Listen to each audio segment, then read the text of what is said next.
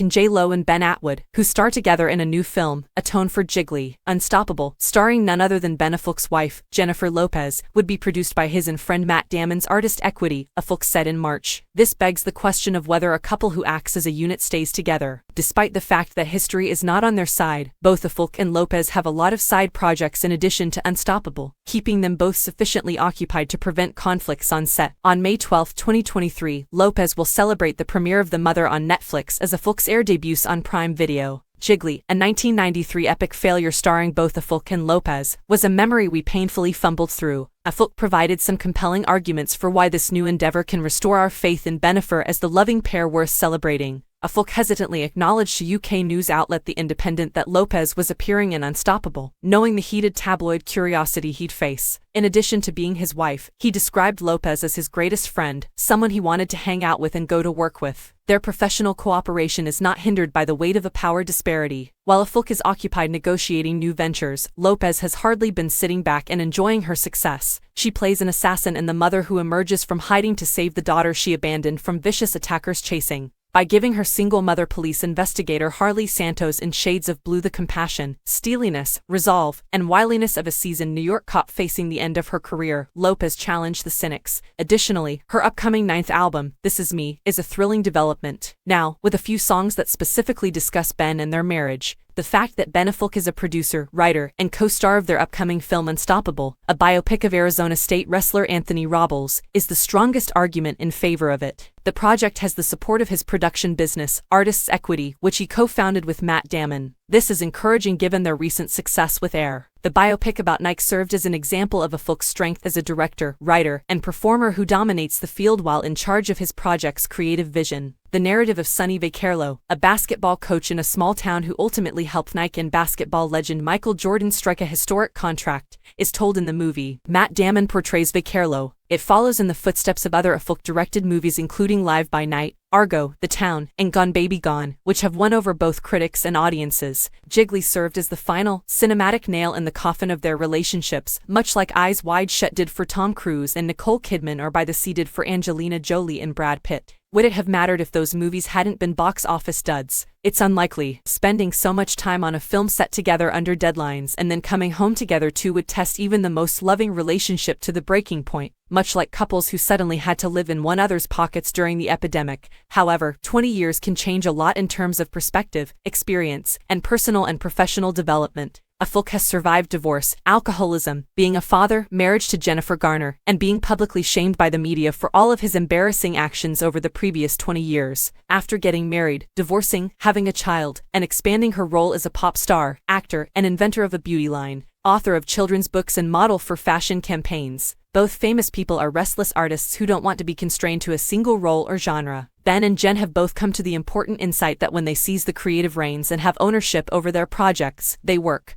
This lesson was learned the hard way.